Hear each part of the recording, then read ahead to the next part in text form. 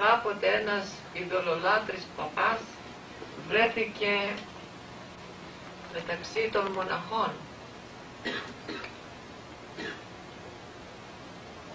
και λέγει στους μοναχούς: όταν προσεύχεστε σας μιλάει ο Θεός, σας απαντάει?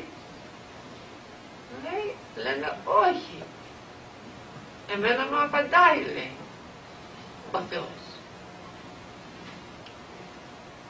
Λέει, για να μην σας απαντάει ο Θεός, φέρετε η προσευχή σας, δεν είναι καθαρή.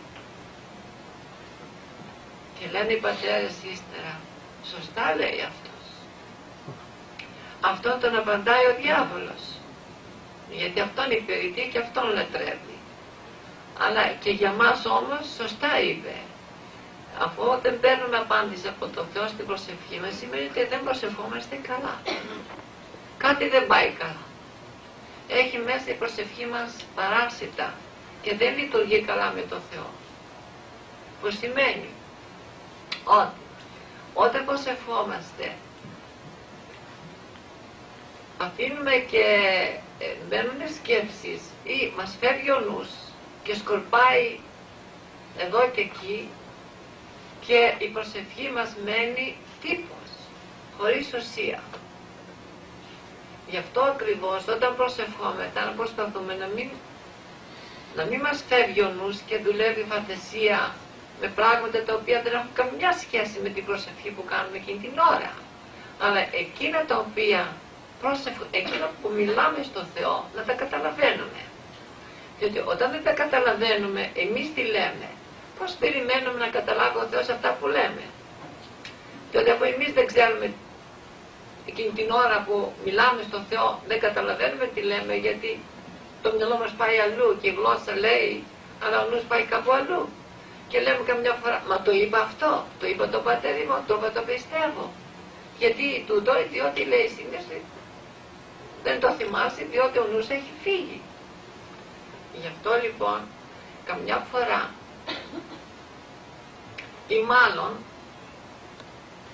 να κρατούμε όσο μπορούμε τη μονολόγιστη αρχή το Κύριε Ιησού Χριστέ ελεησόμεν, το οποίο είναι μια μικρούλα προσευχή με 5 λέξεις και δεν χρειάζεται πολύ πραγμοσύνη για να κρατήσουμε αυτή την ευχή.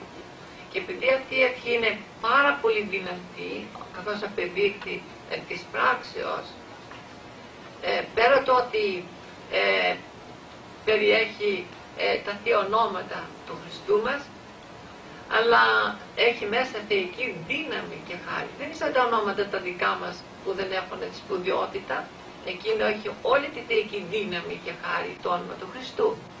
Γι' αυτό λοιπόν, για να είμαστε κατοχυρωμένοι, να είμαστε ασφαλισμένοι, να έχουμε κάλυψη θεϊκή, χρειάζεται όταν, επί παραδείγματι, ξυπνάμε την ώρα που σηκωνόμεθα να φύγουμε για τη δουλειά μας κλπ. Μόλις θα ανοίξουν τα μάτια μας, αμέσως να αρχίσουμε το όνομα του Χριστού, να προσευχόμεθα. Να λέμε Κύριε Ιησού Χριστέ ελεησόν, Κύριε Ιησού.